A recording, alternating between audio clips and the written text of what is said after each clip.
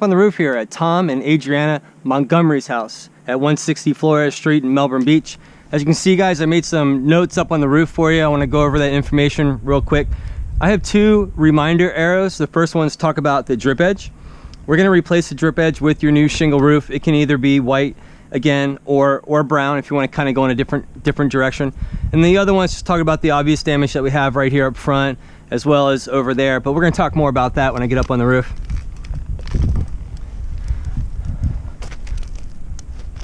Kind of steep. We're going to replace the boot around the power mast, and then right from this vantage point I can count no less than 3 different colors of shingles: the brown, the greens, and the grays as well too. So it definitely looks like you've gotten a lot of miles out of this roof. The other thing that I want to show you, and you can see that basically all over, but I want to talk more as to why it's so important. But when you lose the granules on the shingles, like you see here, as well as with the rest of the roof, the granules in every sense of the word are your sunblock for your house. So when you lose the granules, all the protective chemicals inside the asphalt shingles start to leach out, and then the shingles become extraordinarily brittle, almost like saltine crackers. They literally just start to fall apart when you touch them. So that's why I was being really gentle and didn't really check much more than that. Because forget about hurricane season, anything around a tropical storm, these shingles are going to start flying off, and that's essentially what started to happen last year, and that's why you're starting to lose so many shingles now.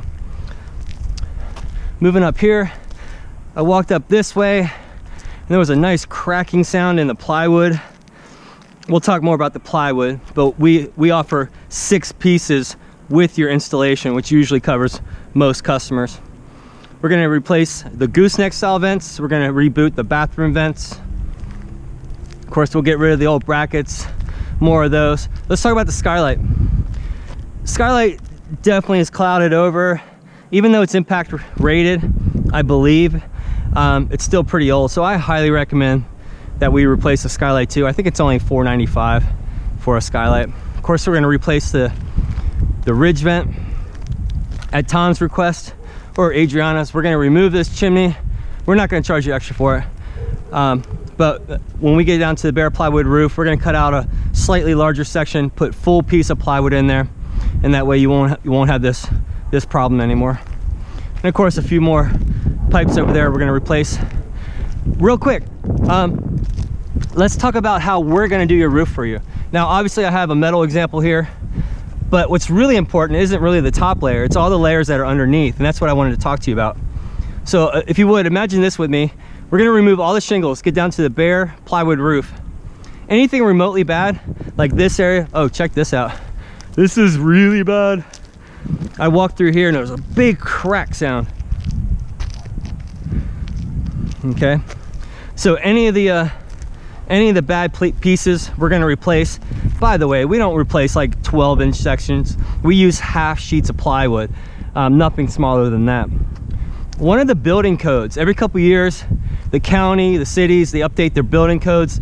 The last one says, place a new nail holding your plywood to your roof, to your house, every 6 inches. Well, we go every 4 to 5 inches. So we're going to double, triple the number of nails holding the plywood to the trusses throughout the entire roof surface. So again, imagine removing all the shingles, get down to the bare plywood, re-nail the roof to code, and then we're going to install what's called waterproof barrier.